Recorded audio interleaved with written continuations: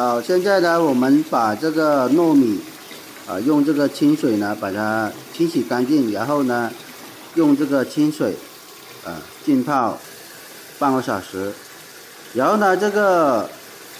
脱壳的绿豆呢也是用这个清水来清洗2遍，接着呢我们再用这个清水来浸泡半个小时，然后呢等下呢我们再来使用这个糯米还有这个绿豆。这时候呢我们再来处理这个粽子叶。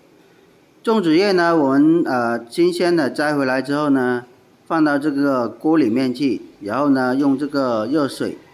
来煮煮个10分钟左右，使这个粽子叶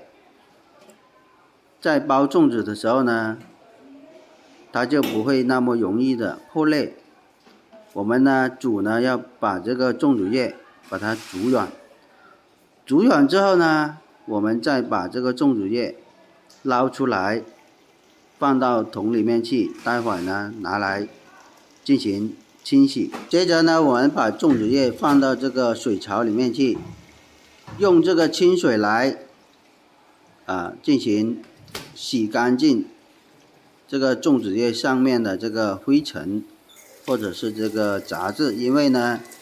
新鲜采摘回来的这个粽子叶它的表面会比较脏，所以说要拿一个布来或者是其他的东西来把它清洗干净才能用。